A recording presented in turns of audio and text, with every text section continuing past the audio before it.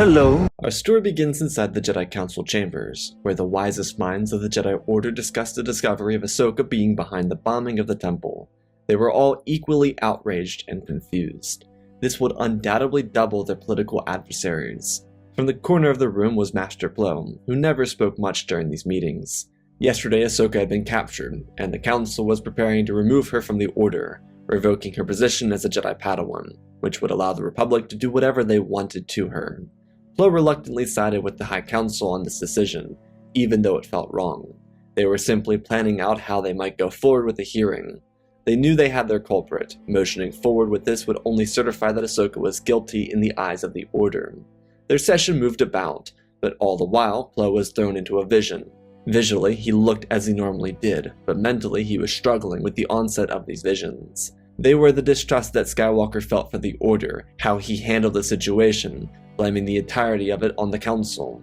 In this vision, Skywalker never found the actual bomber, which meant Ahsoka was tried and executed. The vision continued past that, as Skywalker started to descend into madness. In this weakness, the Sith preyed on him, similar to how they had with Dooku, and used these emotions to turn Anakin into an agent of evil. While Skywalker wasn't capable of destroying the entire Order, as Plo and the Council suspected, the Sith Lord had far more influence than they knew. And so in this vision, Plo watched his Jedi Order crumble at the hands of the Sith, his military, and his new apprentice, a fully transformed Anakin Skywalker, one with glowing yellow eyes and a heart full of hatred. Plo snapped back to the moment and realized that he could let this continue, but he wouldn't address his decision here or now. He was hopeful that the right culprit would show themselves to Jedi investigators. Plo didn't want to inform the Council of his vision or his decision in the moment. As a Council member, he understood that the wisest minds of the Order would question whether or not these emotions and visions came from attachments. One must be very careful when sensing the future, and Plo was very adamant with himself that he would take great care when it came to considering the accuracy of his vision and the potential outcome of it. He worried for Skywalker. Plo, like the rest of the Council, had their faith in Anakin, trusting that he would make the right path. And while Plo didn't believe his faith was misplaced, there wasn't a way in a scenario that Ahsoka was executed that Skywalker wouldn't solely blame the Council. Maybe he'd be right to do so, but Plo didn't believe that it was the Council's fault. Their mandate was to protect their Order, no matter what, even if it meant making decisions that the Council didn't personally believe were correct. They were meant to serve and protect 10,000 other Jedi. They could not let the needs of a few individuals or a singular individual outweigh the needs of all 10,000 Jedi. This mindset could be applied to pretty much everything the Jedi did. Regardless, everything would go the same. Ahsoka would be stripped of her rank, the Jedi would do nothing, Anakin would begin his investigation again, and the Jedi would escort Ahsoka to her trial. Plo watched from the sidelines as Palpatine's close friend, Captain Tarkin, addressed the hearing and the jury. Plo understood what Anakin would not. Tarkin and Palpatine were in on the joke, and whoever was the Sith Lord knew what this would result in. Plo had another vision revolving around the events that transpired today. His greatest fear was the death of his Order. He cared about it with the deepest level which he could as a Jedi. To think of it getting swallowed by darkness from the inside out sickened him. So right as the trial began, and Tarkin announced that if Ahsoka was convicted, she would receive the death penalty, Plo got up and excused himself. The Council was worried about Plo. He and Ahsoka were close, but they also trusted that his emotions wouldn't get the best of him, which they hadn't. However, Plo could not allow the Jedi to sacrifice one of their youngest and brightest members for this. Plo trusted that she would one day make a great Jedi, and in his mind, he had lived a fulfilling life. As the Jedi before once said, for light and life. He believed that this motto was one that Ahsoka and Anakin would chant out someday. It might not be a day that Plo would see, but he was content with that. He moved down from their little seating area as he walked out the main gate behind Ahsoka. Two shock troopers walked up to stop him, but he told them that it was alright. Plo's voice spoke out delicately and remorsefully. He informed the jury, the Chancellor, and the prosecution that he was the one responsible for the bombing. The present Council members tried to get up, but Plo raised his right hand and shook his head. This had gone on long enough. Ahsoka turned back. She knew Plo wasn't responsible, just as every other Council member did. When he got to her position, she asked him what he was doing, and he told her that it wouldn't be right to let her die. Ahsoka pleaded, telling him that Anakin was searching for the real culprit. Plo knew, but he couldn't let her die for something that she didn't do. Ahsoka tried to make the same sentiment for him, but Plo was an elder. He lived his life, and so he gently placed his hand on her shoulder, telling her that to be a teacher is to preserve the next generation. He looked at the Chancellor, who wore a confused but almost appreciative face. Plo's gaze moved back to Ahsoka, telling her one of his favorite lessons from Master Yoda. He told her to pass on what she learned here. From his pocket, he pulled out her Padawan braid and told her that she was to become a Jedi Knight. On his dying breath, she would be that Jedi Knight. While Ahsoka didn't know it, Plo was going to do as his own master had done. It was Master Tyvoka of the High Council who on his dying breath wished of Plo to replace him. While this wasn't quite that, it was similar in fashion. Plo told Ahsoka to go, but she didn't want to. Plo turned to the guards and told them to remove her from the stand. Padme looked over to Plo, preparing to make some sort of defense, but he shook his head. He tilted over towards Tarkin, then Palpatine. He told them that he would take full responsibility for the bombing, and he would take the punishment that would have been levied against Jedi Knight Ahsoka Tano. The counselors on the top walk moved to intercept Plo, as Tarkin asked Plo if he was suggesting that he was the Jedi who bombed the temple. The one who killed innocent Republic citizens? Plo nodded his head, and Tarkin informed him that he needed verbal confirmation, and so Plo gave it. The counselors tried to get a verbal word in, but they couldn't. Shock troopers blocked their approach, which according to Tarkin, if they broke it, they would face similar punishments to their Jedi friend. Plo was taken away to a separate room, as Palpatine told the Jedi they could have 5 minutes with their long-standing ally. This came off as genuine and heartfelt, but he instead went to Tarkin and gave him a script, telling him exactly what he wanted to say in the public release of this tribunal. As all the Jedi came back, they asked Plo why he did it, and he simply told them that he wanted to save Anakin from a fall. He was the chosen one, they all collectively agreed on that, so they couldn't mess this up. Anakin was the future. Plo understood that he was a representation of the past.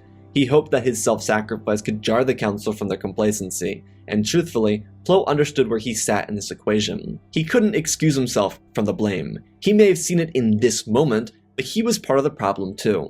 Every member of the Council was, because they, over the last 200 years, allowed it to devolve into what it was now. Plo told his friends from the Council to let this be the final step before they turn it around, to do as Yoda once taught them all as younglings, to pass on what they have learned. The 5 minutes were over quickly, all of which feeling like 5 seconds, the result of which was the counselors stepping out of the room to watch their friend receive a shot and then very quietly fall asleep and transcend into the Force. Though something that was jarring for the council members was the fact that Plo's body slowly disappeared and transformed into the living Force. They all looked to each other, not understanding how this was at all possible, but it simply was the fate they were left with. The Jedi were escorted out of the Judiciary building when they received news that Barriss had been the one captured inside the Jedi Temple. It was too late though. While Barriss would face adequate punishment, it wouldn't be the sentence levied against Plo Koon, or what would have been Ahsoka's sentence. While the Jedi were getting ready to focus on this new information and the changes they needed to act on, there was a rupture in the status quo.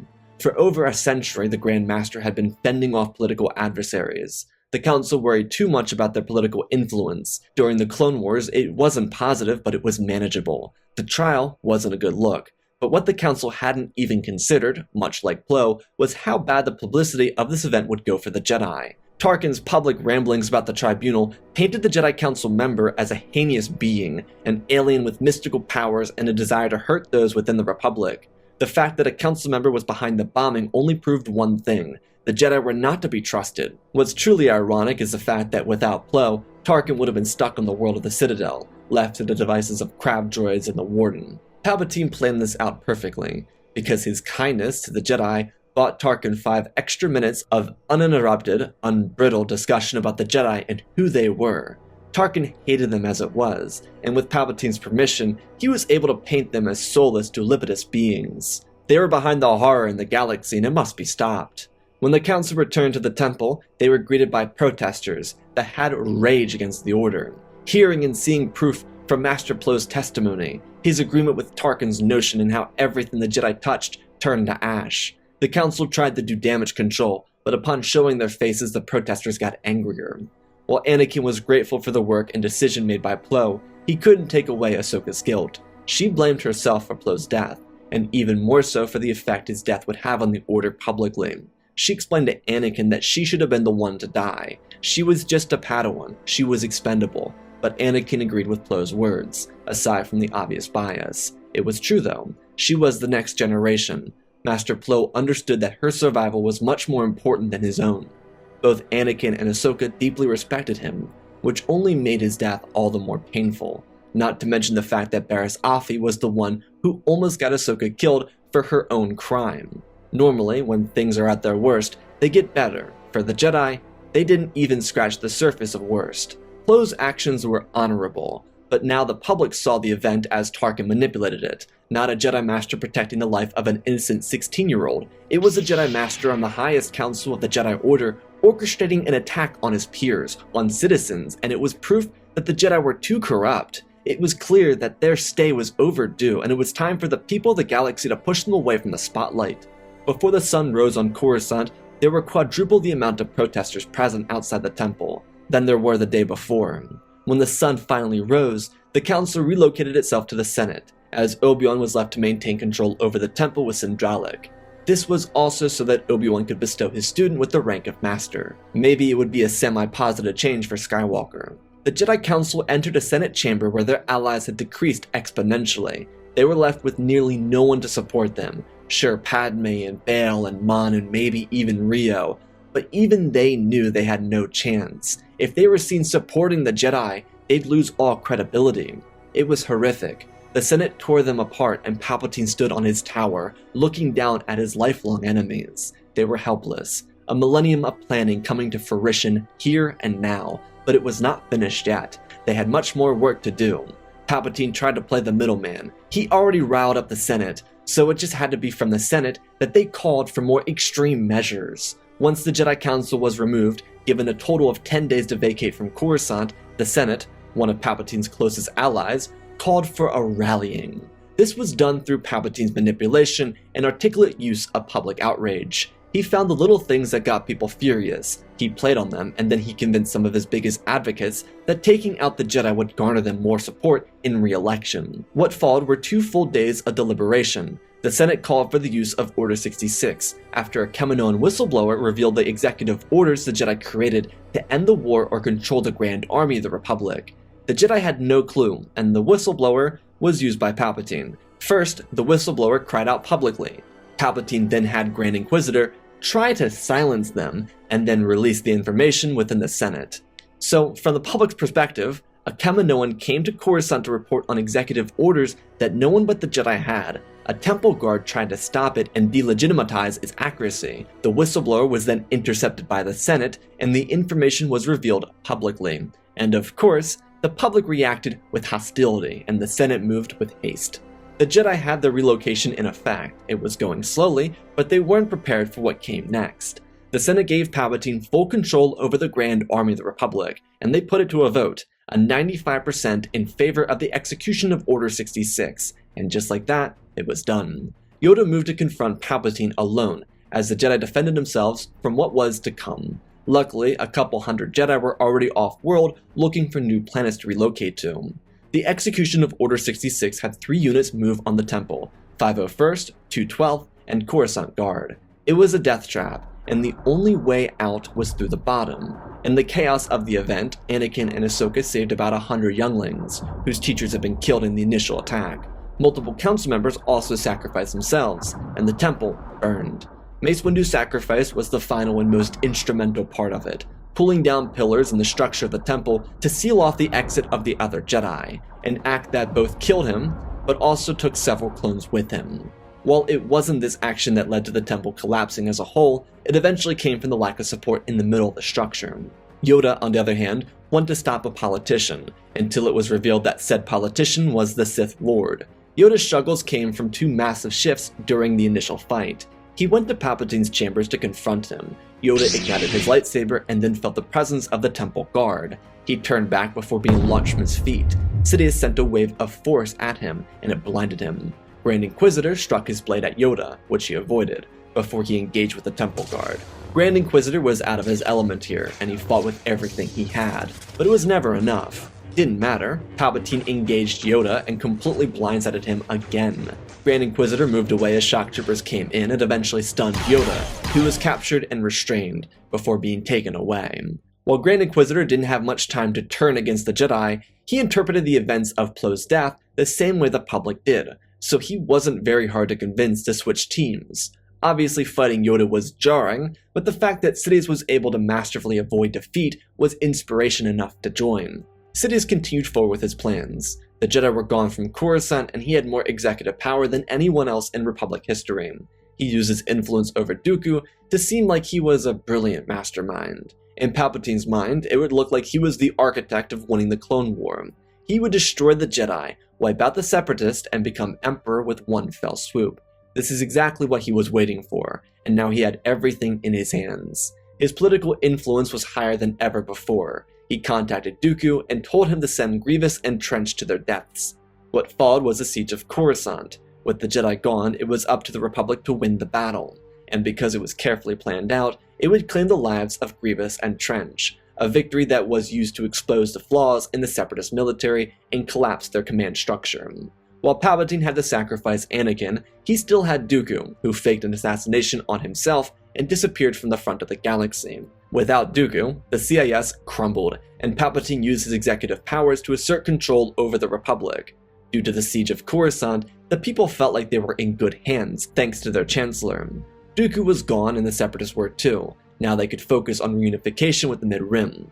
Away from Coruscant, the Jedi were escaping to the planet of Kobo.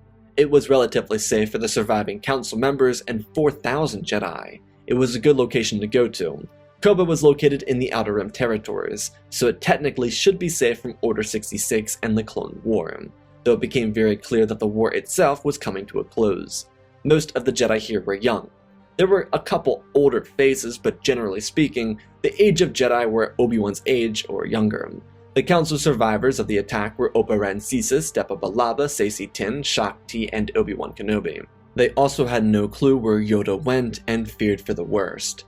If he was dead, they needed to move on. If he were alive, he would have to find his way home. The surviving Council members were led by Oppa Rancisis. There was absolute confusion and chaos within the ranks of the Jedi. Anakin didn't want to be away from Padme, but he knew that she would be safe.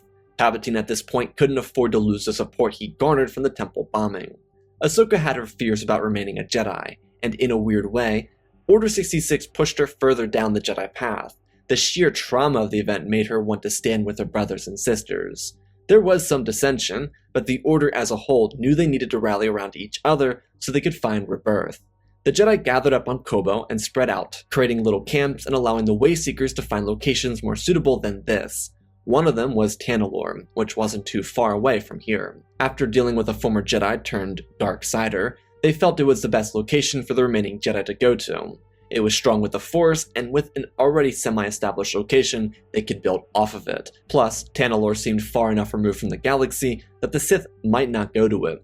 Dooku knew about Ilum, so Sidious probably would too. The move from Kobo to Tanalorr took less than a week to complete. As for the Sith, Dooku was brought to Coruscant to begin Palpatine's work on scientific methods in the Force. He was given access to Plagueis' notebooks, as Palpatine continued to uphold 12-year-old promises to his friend Dooku, the ones that solidified the reasoning behind his hostile takeover of the Republic. Sidious also knew that there wouldn't be more Inquisitors to use, so Grand Inquisitor was to train with Dooku full-time, and work as an acolyte. His position was simply grunt work. Grand Inquisitor was fine with that. He understood that his position was one out of survival, not of ascension. Plus, he had Dooku actually training him, so he might progress through his own skills and possibly become what Sidious wanted, but he wasn't going to get his hopes up. Sidious inversely had Yoda taken off the planet to the planet of Moraband, where he interlocked the Jedi Grandmaster in a Force prison, one using dark magic from the Sith.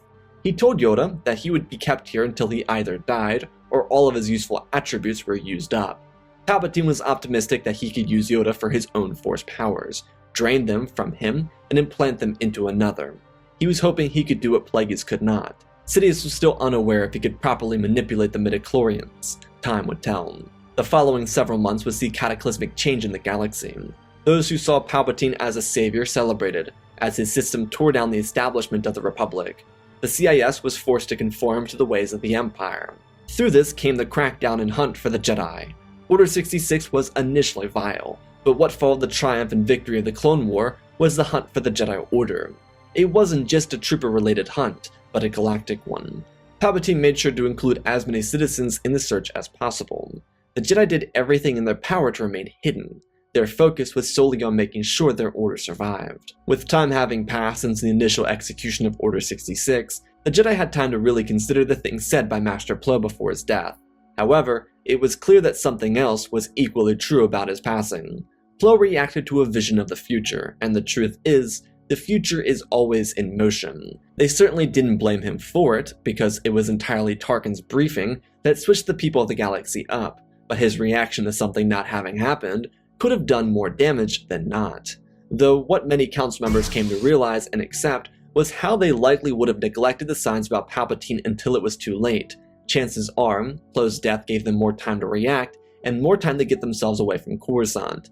The loss of life was terrible. 6,000 members were gone almost instantly, but the trade-off was what was unknown. Perhaps there was a reality where the Jedi didn't have time to prepare, and in said reality, they lost more than 90% of their order, but they had to work with the world they were living in at this current moment. Something special about the relocation of the Jedi to Tanalorr was how the Jedi were able to learn more about themselves. One of Jocasta News' archivists happened upon Ahch-To and took notes of all the official documents, bringing the notes back to Tanalorr so they could investigate potential issues they missed during this period of time. As the Jedi realized, it was important for them to reserve their role in the galaxy. They lost the public trust, and they would have to spend their lives earning it back. There would be a day when the Order could return from its secrecy, but perhaps it was time they took a lesson from the Sith. Palpatine and his master, as well as the generations of Sith before them, took extremely great care when it came to public appeal. Every Sith since Bane had to kill a Jedi, and the Order neglected this. They swept things under the carpet to avoid political disadvantages with the Republic. It was time the failed Order of the Clone War took a lesson from the past. What they understood is the fact that they couldn't really directly march into Palpatine's office and kill him. The public would never forgive the Jedi, so they had to, in a way, feed off the fickleness of sentience. Many people forget the past. They act like it never happened. And when people with similar motives and goals reappear, sentients act like they aren't the same. The Sith understood this. They comprehended that people would trust a corrupt politician if it meant that there was a greater threat to them than said corrupt politician. The Jedi had to understand that to earn back public trust, they had to remind them who the Jedi actually were. During periods of darkness, the galaxy had the Jedi, and for the first time perhaps in galactic history, the Jedi were seen as the antagonists.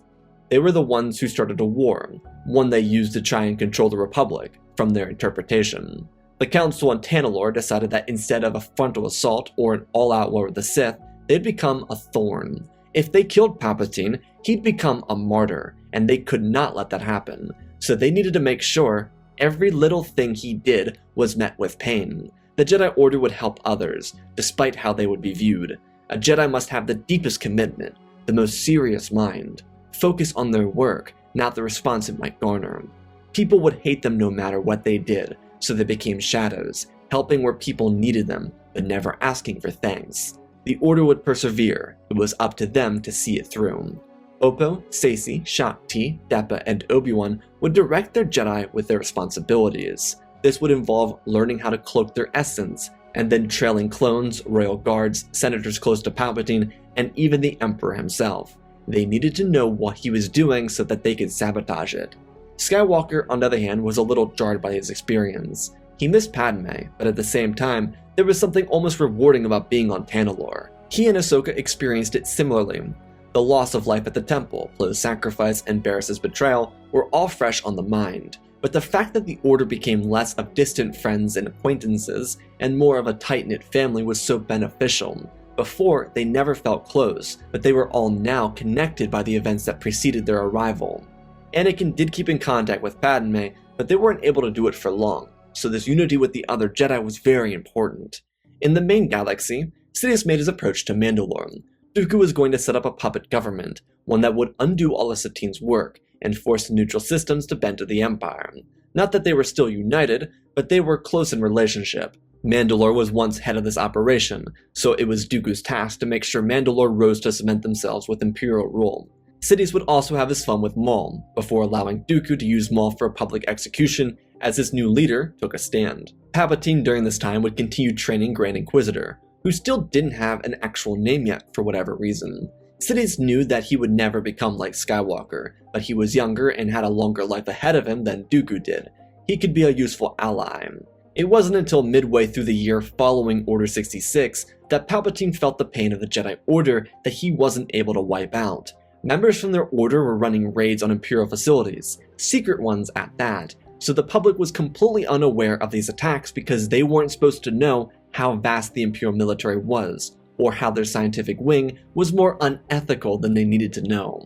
The Jedi stuck to their motto of being a thorn in Palpatine's side. Each of these missions were extremely difficult, but through their work, they eventually learned that Yoda was being kept on Moribund, so the Jedi decided to make a rescue move on the Sith temple. Luckily for them, they didn't need many Jedi. They were able to go in, kill a few clones and guards outside the facility, and save their Grandmaster. He was very weak though, and truthfully, barely made it back to Tanalorr. Yoda knew his life wouldn't last for long, but he learned of what the Jedi were doing and he applauded it, telling the Jedi to never lose sight of their path. He had a lot of time inside of his own head when he was on Moribund, and it was because of this time that he was forced to face himself and his failures. It was these realizations that he passed on to his fellow Jedi, both in mourning and in hopefulness. He knew the Jedi would be so much more than they were after Order 66, and his final message reiterated what Plo had said before his death: pass on what they have learned.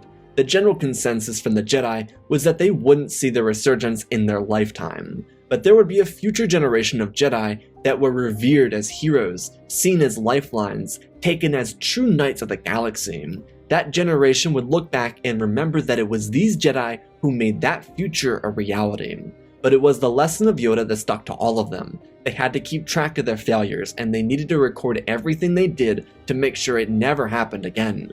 It was ensured by the surviving council that these lessons would never be forgotten, and that the council itself would never tie itself to a political body again. The Jedi still had much work to do, and with the Emperor cracking down on Force sensitives, ones that didn't even have the ability to make it as a Jedi, the Order needed to react. They started an underground movement to get Force-sensitive families away from the scourge of the Empire. Thanks to a long-standing relationship with Maz Kanata on Takodana, they agreed to start a hidden colony. While it was in the Mid-Rim, it was a neutral planet. There were never signs of the Empire or the Republic in or around that location. The CIS never even touched it, so it was a good place to keep these refugees. Maz agreed to this under the condition that the Empire wouldn't attack her home. The Jedi kept their promise, and thousands of people slowly started to relocate to Takodana. Due to the vast forests of the planet, 100 Jedi were stationed there to help build a colony for the escapees. What came of it was a small public trust for the Jedi again, not galactic-wide, but small. One of the Jedi that was stationed here was Ahsoka. She joined Saesee Tiin, since it was through him that the Jedi were able to get this colony to begin with.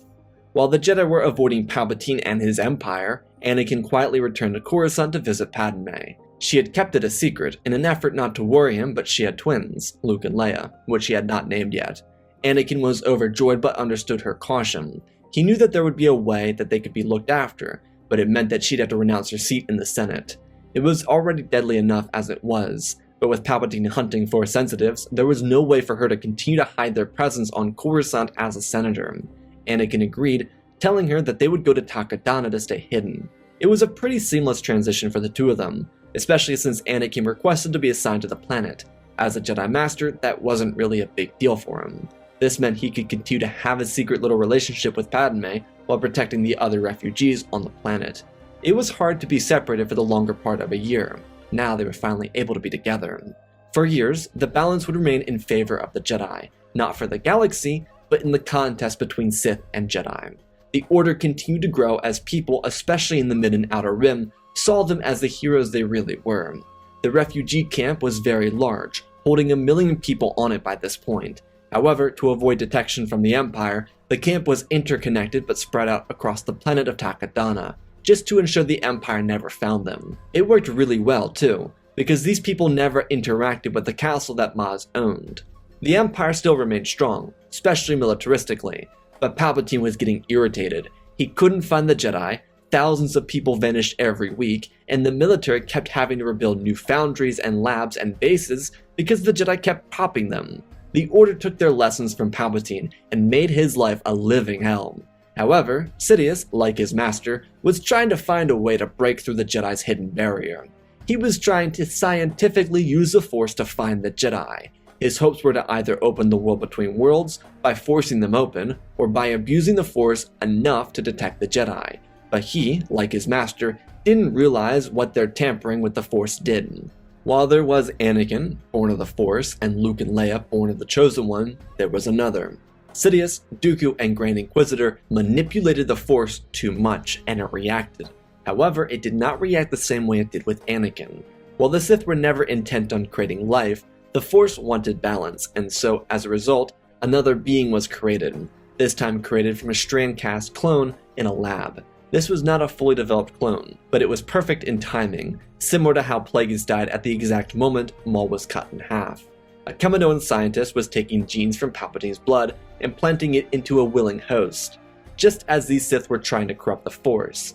As the Force wills, it was done, and in the year following this creation, there'd be a Jedi raid on the facility of Jakku, a facility that held a child that Palpatine was aware of, but wasn't able to visit yet. The Jedi had ramped up their attacks in the months building up to this moment. First, Tantus was crushed by a Zillo Beast, then another facility was detonated by Jedi insurgents, and as he went to make sure his facility on Corellia was protected, the Jedi raided Jakku, taking the child who had been only given the name Rey. It was clear that the Jedi had the opportunity to undo their mistakes with Anakin. Luke, Leia, and Rey were the Force's response to Palpatine, Dooku, and Grand Inquisitor. The Sith created their own destruction by simply infringing on the Force itself. Oppa Rancisis, Elder of the Council, realized how important this moment was. The three children were to be trained on Tanalorr. It was unknown that Luke and Leia belonged to Padme and Anakin, but it was kept a secret so that they may be trained. Due to Anakin's interest in assisting them with their training, he was able to move the trio from Tanalorr to Takodana relatively frequently so they could be around their mother while learning Anakin's twisted view on the Jedi Code. They would be trained, as Grogu was being now, to represent the future of the Order, and all the while the Jedi would continue to make a fool out of Palpatine. Not that he looked like one publicly, but now he was getting a taste of his own medicine. The Jedi kept hitting him, and all he could do was react. Eventually he tried to preemptively hit the Jedi back, but he couldn't, especially not when one of his royal guards was in fact a Jedi in disguise. The Order knew all of his moves before he made them, including those on Exegol. Sidious wouldn't be able to essence transfer either.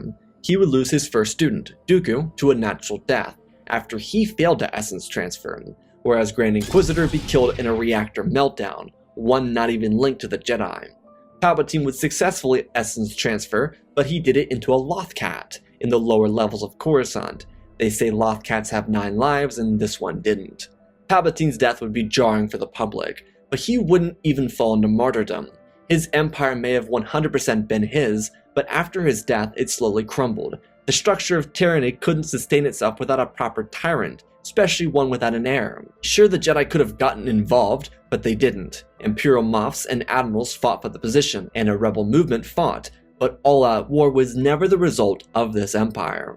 The Jedi kept in the shadows for another generation, but when they slowly returned, they came back into the galactic favorability. It was a gradual process, but their reputation with citizens around the galaxy had changed. In an effort to combat the Empire, before Sidious's death, they did so without lightsabers, and they used blasters and the Force to save citizens that weren't located in top Imperial facilities. The slow burn may have taken the galaxy through a dark era, but it would be through this slow burn that the Sith would die out for good. Without a successful heir to Palpatine's throne, their religion vanished from existence. Anakin's role naturally became what it always was, to keep the balance. With 3 young students, now adults after Palpatine's death, it was his goal to make sure the Jedi never neglected any students, especially those meant to maintain the balance of the Force. And that, my friends, is our story. And special thanks to all of our patrons: Benjamin Wells, Ozpin, Angel Dust, Alexandra Reese, The Beginning and End, Django Fat Clone, Nick5098, INTJ Recluse, Ben Ingram, The Big Red Pure Mark, Diamond Constant, Darth Nemesis, Lord Tibbs, CC2024, Galactic Gaming, Tristan Mandalore, Sir William 1767, Darth Revan, Granity Bane, Laliant, Sky Guy, Penguin, Cullen Rooney, Shark Midori, RJ38, Nick, Michael Erlanger, The Last Jedi, Apollo, Weewa670, Annika Stank Runner, CT7567, Toaster Oven, Oz of Oz, Darth Nox, The Eternal Padawan, Joshua Tam, Johnny DeGuin, Sansa Skeleton, Jedi Sloth, Mr. Yeet Gamer, Lord Cali, Galaxy 66, Mammoth Studios, Anakin003, Lord Draken, Photos Legacy Star Wars, Airbus, Rex the Wolf, The Man 3 First Names, Dark Saint 46, Baron Joshua, and Lord Deadwing. For supporting the channel, smash that like button. Want to support me otherwise? Check out the Patreon, cool things on there. Otherwise, let's talk about this story. So I got really enamored with the idea of making the Plo sacrifice kind of backfire. Tarkin and Palpatine are really good manipulators, and I think they could manipulate the event to make it look like the Jedi Council was behind the bombing of their own temple. The public is kind of fickle in this sense because they kind of jumped on the bandwagon anyways with Order 66 as it was, and I think this would really kind of push them that direction.